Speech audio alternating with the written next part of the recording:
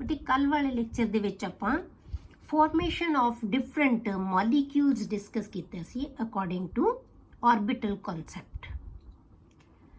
अज आपां डिस्कस करते हैं बेटे types of overlapping and nature of covalent bond कि जिहड़ी ओवरलैपिंग होएगी, क्योंकि ऑर्बिटल कॉन्सैप्ट सानू की दसदा बेटे वीबीटी थ्योरी अकॉर्डिंग कि जिहड़े मॉलिक्यूल्स है वो ऑर्बिटल्स दे ओवरलैप होण नाल बनदे हैं। जिहड़े हाफ फिल्ड ऑर्बिटल्स हुंदे हैं वो ओवरलैप हुंदे हैं तो मॉलिक्यूल है जिहड़ा उदों बनदा है। आपां यही डिस्कस कीता सी कि जिहड़े भी हाफ फिल्ड ऑर्बिटल है ओवरलैप कर लैंदे हैं तो मॉलिक्यूल बन जांदा है। हुण ओवरलैप दे टाइप की है, किवें ओवरलैपिंग होएगा तो किस तरह का बॉन्ड है जिहड़ा वो बनेगा। Depending on the types of overlapping covalent bonds are of two types. Covalent bond दो तरह के होंगे बेटे, एक होंगे सिग्मा बॉन्ड ते एक होंगे pi bond. Sigma bond and pi bond हुण आपां दोनों नूं डिस्कस करांगे। ये बहुत इंपॉर्टेंट है, अगे तुहाडे ये काम आउंदे ही रहने है। तो सिग्मा बॉन्ड असीं किहनूं कहने आ? हुण वो बॉन्ड बेटा जिहड़ा एक्सिस दे अकॉर्डिंग, ठीक है, जिहड़ा हैड टू हैड ओवरलैप दे नाल बनदा है, मतलब इंटर न्यूक्लियर एक्सिस दे अराउंड जिहड़ा ओवरलैप होएगा उहनूं असीं कहने आ sigma bond. This type of covalent bond is formed by the head on overlap of bonding orbitals. जिहड़े भी बॉन्डिंग ऑर्बिटल्स है, जिहड़े भी एटॉमिक ऑर्बिटल्स है, वो आपस दे विच हेड ऑन ओवरलैप उन्हां दा होएगा along the inter nuclear axis. मतलब जे एक्सिस जे आपां जिहड़ा न्यूक्लियस नाल जोड़दे आ, एक्सिस उन्हां दा होएगा, इंटर न्यूक्लियर एक्सिस होएगा जिहड़ा ओदे उपर होएगा, ओदे अलोंग होएगा उन्हां दा ओवरलैप, उहनूं असीं कहने आ sigma bond. This is called axial overlap. इहनूं असीं एक्सियल ओवरलैप कह दिंदे आ। Axial overlap is of three types. हुण एक्सियल ओवरलैप है जिहड़ा वो तीन तरह का हो सकदा बेटे। जिवें साडा पहला आ गया साडे कोले एस एस ओवरलैपिंग, मतलब एस ऑर्बिटल दे नाल ही ओवरलैप करे तां की बनाएगा एक्सियल ओवरलैप। मतलब कि आपां एक एस ऑर्बिटल ले लिया, ये दूजा एस ऑर्बिटल ले लिया, ये दोनों आपस च कंबाइन होणगे। हुण ये तां की है बेटे, नॉन डायरैक्शनल है। ये सेंटर च न्यूक्लियस है, बाहर ये सारे इलैक्ट्रॉन्स है, ठीक है, ये आपां ये बनाने हुंदे आ। पर ऑर्बिटल की है, ऑर्बिटल दे विच की है, एक कल्ली इलैक्ट्रॉन की डेंसिटी है जिथे भी है, ठीक है। ये मान लो कि इत्थे इलैक्ट्रॉन की डेंसिटी इत्थे इहदे विच एक इलैक्ट्रॉन है, ठीक है, ये इहदा इलैक्ट्रॉन है, ये इहदा इलैक्ट्रॉन है, ये इहदा इलैक्ट्रॉन है। ये एटम, ये सिर्फ आपां ऑर्बिटल शो कीता बेटे, एटम नहीं, ठीक है, एटम नहीं ऑर्बिटल शो कीता। हुण ये दोनों ऑर्बिटल इत्थे कंबाइन होणगे। जदों कंबाइन होणगे तां इत्थे ओवरलैप्ड जिहड़ा एरिया है उत्थे दोनों इलैक्ट्रॉन इत्थे आ जाणगे। तो हुण ये अलोंग द एक्सिस है जिहड़ा वो आ गया, कोई ये तो नॉन डायरैक्शनल है, किसी पासे है ही नहीं। ये तो सफीयर है एक, तो सफीयर जिस पासों जिस जिहड़े दूजे सफीयर नाल अटैच होएगा तो ओवरलैपिंग इदां दी होएगी, ठीक है, एक्सिस उधर ही बन जाएगा, कोई है ही नहीं, ठीक है। तो नॉन डायरैक्शनल होने करके तो की है ओवरलैप है जिहड़ा, ये भावें तुसी इत्थे बना दो राउंड दूजा, भावें इधर बना लो, जिस पासे मर्जी बनाई जाओ, ओवरलैपिंग इसी टाइम नहीं होएगी। तो इहनूं कहने असीं एस एस ओवरलैपिंग, ठीक है। तो ये पहले तरह की ओवरलैपिंग होगी सिग्मा बॉन्ड बनाने वास्ते, ठीक है। तो ये की बन गया, बॉन्ड बन गया आपस दे विच, ये आ जाएगा बॉन्ड तुहाडे कोले, क्लीयर। दूसरा जिहड़ा बेटे आपां लैंदे आ उहनूं कहने असीं S P overlapping. S P overlapping का मतलब की है बेटे, एक एस ऑर्बिटल ते दूजा पी ऑर्बिटल आपस दे विच कंबाइन होणगे। उहदे विच की सी, दोनों एस ऑर्बिटल। इहदे विच आपां लिया in this case the half filled orbital, half filled S orbitals of combining atoms overlap along the axis, ठीक है। इहदे विच की है कि जिहड़े हाफ फिल्ड ऑर्बिटल्स है ना, वो की है कंबाइन होंदे हैं। हाफ फिल्ड ऑर्बिटल्स एस, दोनों हाफ फिल्ड ऑर्बिटल्स आपस कंबाइन हो जाते हैं अलोंग द एक्सिस। हुण एस पी ओवरलैप दे विच की होएगा बेटे, इहदे विच की हुंदा है, this type of overlap occurs between half filled S orbital of one atom and half filled P orbital of another atom. मतलब एक एटम का एस ऑर्बिटल ते दूजी एटम का, क्योंकि होना तो दो एटम्स नहीं है ना कंबाइन बेटे, एक ऑर्बिटल एस होएगा, दूजी एटम का पी ऑर्बिटल होएगा, वो आपस कंबाइन होकर की बना लेंगे एस पी ओवरलैपिंग। पर जिहड़ा पी ऑर्बिटल है ना, इहदी बेटे सिर्फ एक लोब पार्टिसिपेट करेगी बॉन्डिंग दे विच, क्योंकि पी ऑर्बिटल दियां दो लोब्स, डंबल शेप कहने आपां कीतियां सी ना शेप्स ऑफ ऑर्बिटल्स, तो ये की है, ये पी ऑर्बिटल है जिहदी डंबल शेप हुंदी है। तो एक ऑर्बिटल है जिहड़ा, एक ये राउंड की तरह ही है, ये जिहड़े पासे मर्जी अटैच हो सकता है, क्योंकि ये तो नॉन डायरैक्शनल है, ये डायरैक्शनल है, ये तो नॉन डायरैक्शनल है ना, पर जिधर भी होएगा ये की है अलॉन्ग द एक्सिस हो जाएगा, इन्हां दा एक्सिस यही होएगा, मतलब एक्सिस ते ही ये ओवरलैपिंग हो रही है, along the axis he overlapping हो रही है। तो इनू भी असी की कहने एस पी ओवरलैपिंग। ये भी की बनाएगा सिग्मा बॉन्ड, एक एस ऑर्बिटल दूजी एटम का पी ऑर्बिटल आपस कंबाइन होकर एस पी ओवरलैप का जिहड़ा वो कर लेते हैं। तीसरी टाइप का जिहड़ा ऑर्बिटल हो गया बेटे, वो है ओवरलैपिंग है, उन्होंने कहने सी p p overlapping. P p overlapping ये भी की बनाएगा sigma bond. This type of overlap takes place between half-filled p orbitals of the combining atom। हुण ये दोनों ही p orbital combine करनगे। SS overlap च की सी, दोनों s orbital, sp च एक s ते एक p, pp और जिहड़ी overlapping है वो च दोनों ही p orbital। ये भी असी p orbital ले लिया, ये भी p orbital ले लिया, पर जदों सिग्मा बॉन्ड बनाना है p orbitals ने, उदों सिर्फ एक लोब पार्टिसिपेट करेगी, एक लोब एदी, एक लोब एदी, तो ठीक है। एक ये भी की बन गया बटे अलॉन्ग द एक्सिस, ये भी ओवरलैप की है अलॉन्ग द एक्सिस, इसे करके ये भी की बनाएगा सिग्मा बॉन्ड बनाएगा। क्लियर हो गया। तो ये तीन तरह का ओवरलैप है जिहड़ा बेटे वो बना के की बनाउंदा है सिग्मा बॉन्ड। तो सिग्मा बॉन्ड तीन तरह की ओवरलैपिंग नाल बनेगा, एस एस ओवरलैप नाल, एस पी ओवरलैप नाल एंड एस ना पी पी ऑर्बिटल जिहड़ी ओवरलैप है उहदे नाल, तीन तरह नाल जिहड़ा हैगा सिग्मा बॉन्ड बनेगा। दूसरी तरह का जिहड़ा बॉन्ड है बेटे वो आपां करदे हां पाई बॉन्ड। हुण पाई बॉन्ड किवें बनदा है, ये साइड वाइज ओवरलैप नाल बनदा है। This type of bond is formed when the two half filled orbitals of combining atoms, कोई भी एटम्स जिहड़ियां कंबाइन होनी है उन्हां दे हाफ फिल्ड ऑर्बिटल किहड़े लैणे आ पी, when half orbital of combining atoms overlap along sides, sides तो जो ओवरलैपिंग होएगी तो वो जो बॉन्डिंग बनेगी उन्होंने असीं पाई बॉन्ड कहने हैं। This overlap is called side wise और लेटरल ओवरलैप, इन्हों असीं साइड वाइज ओवरलैप कह दिंदे हां। वो हैड ऑन ओवरलैप सी, एक्सियल ओवरलैप सी, एक ही है side wise overlap. The axis of the atomic orbitals, जिहड़ा एक्सिस है एटॉमिक ऑर्बिटल दा वो एक दूजे दे पैरेलल होणगे, आ एक्सिस है आ एक्सिस है, ये दोनों एक्सिस की एक दूजे दे पैरेलल है, ठीक है। Axis of atomic orbital is parallel to each other and perpendicular to the internuclear axis. ये आ इंटरन्यूक्लियर एक्सिस है बेटे, ठीक है। ये एक्सिस की है, ए की है एक दूजे दे पैरेलल है, ते इंटरन्यूक्लियर एक्सिस दे ए एक्सिस की हो गया बेटे परपेंडिकुलर, ठीक है।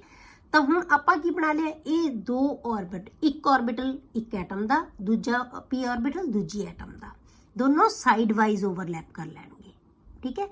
ये इहदे नाल ओवरलैप कर लेंगे आपस दे विच।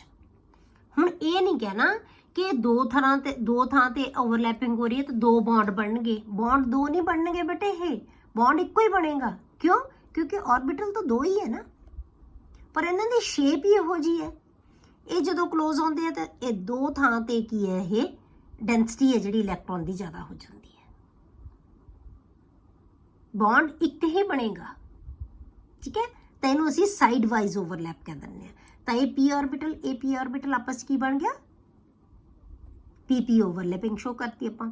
या इहनूं किवें बना सकते हैं कि ये इलैक्ट्रॉन की डेंसिटी उपर, मतलब एक्सिस आ जिहड़ा इंटरन्यूक्लियर एक्सिस है ये उपर बन गई, इलैक्ट्रॉन की डेंसिटी ज़्यादा होगी, तो नीचे इलैक्ट्रॉन की डेंसिटी है जिहड़ी वो ज़्यादा होगी।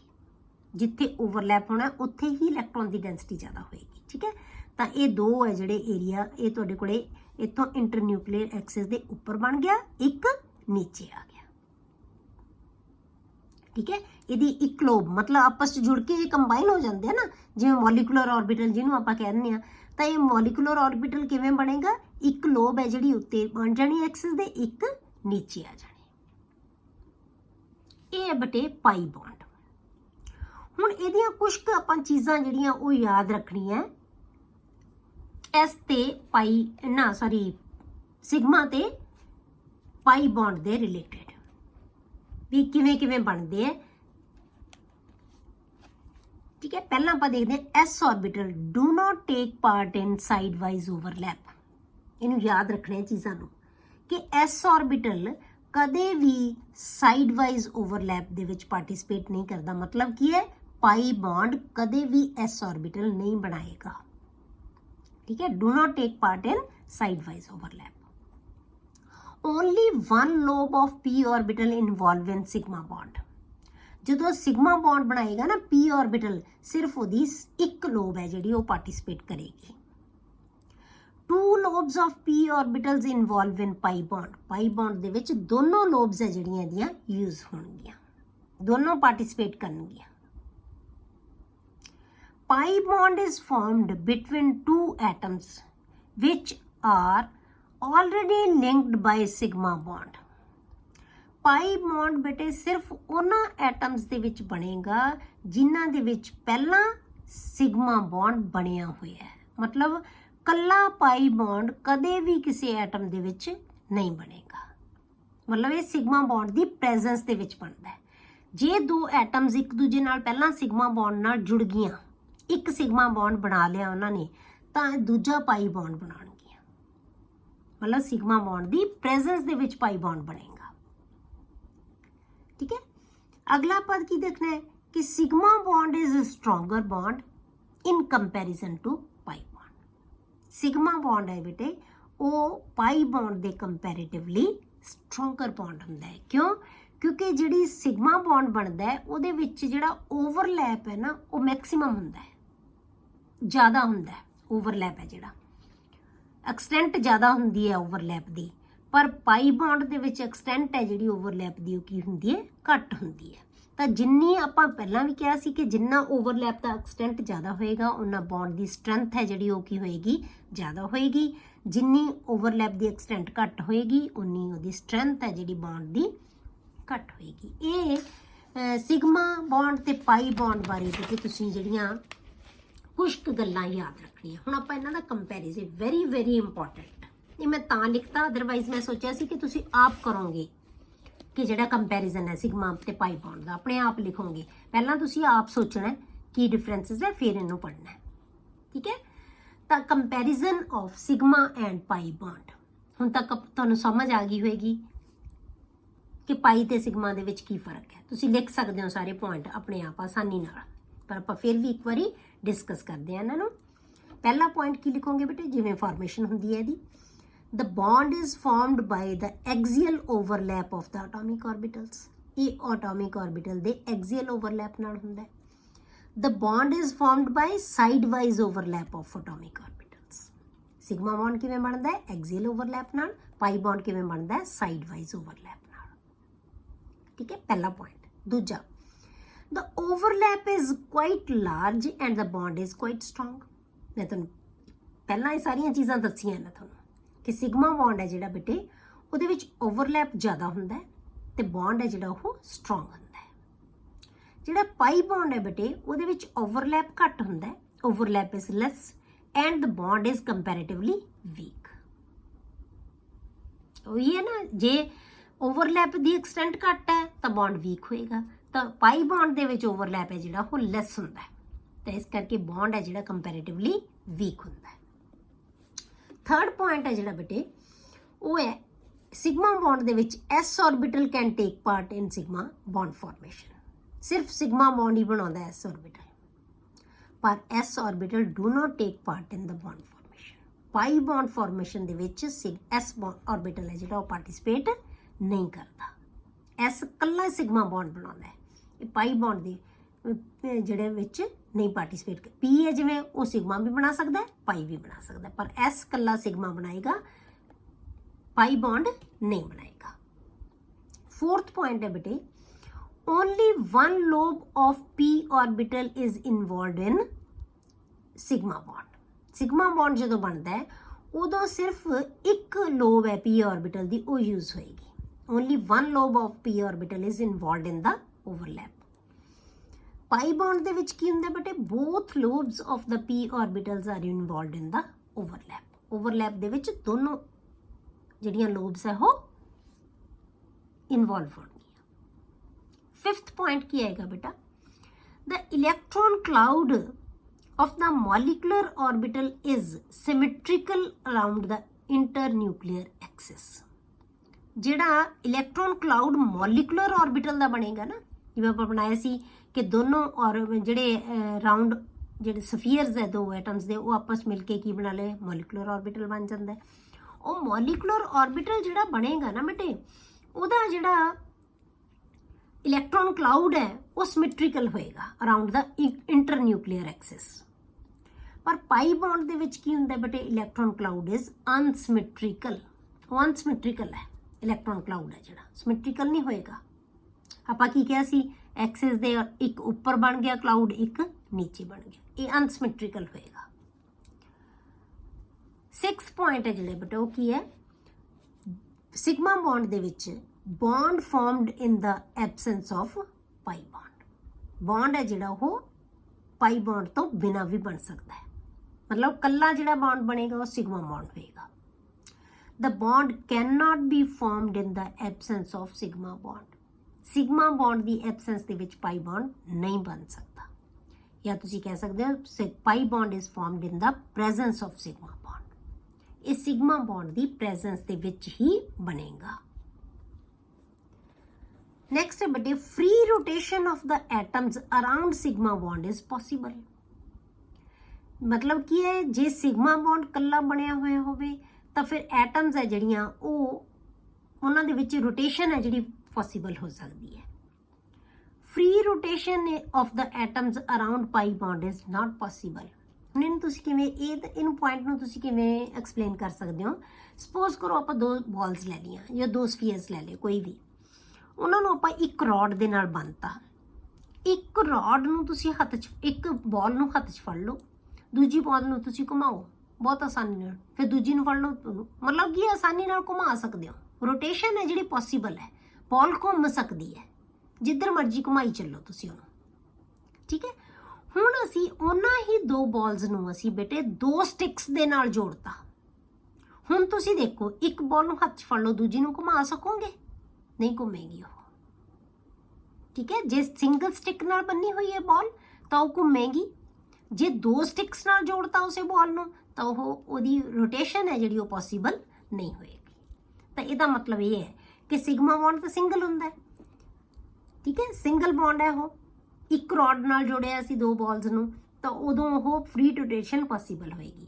ਪਰ ਪਾਈ ਬੌਂਡ ਜਦੋਂ ਬਣ ਗਿਆ ਇੱਕ ਤਾਂ ਸਿਗਮਾ ਬੌਂਡ ਬਣਿਆ ਹੀ ਹੋਇਆ ਉਹਦੇ ਉਹਦੇ ਨਾਲ ਅਸੀਂ ਇੱਕ ਪਾਈ ਬੌਂਡ ਬਣਾਤਾ ਤਾਂ ਪਾਈ ਬੌਂਡ ਤਾਂ ਹਮੇਸ਼ਾ ਸਿਗਮਾ ਬੌਂਡ ਦੀ ਪ੍ਰੈਜ਼ੈਂਸ 'ਚ ਬਣਦਾ ਇਹਦਾ ਮਤਲਬ ਦੋ ਬੌਂਡ ਬਣ ਗਏ।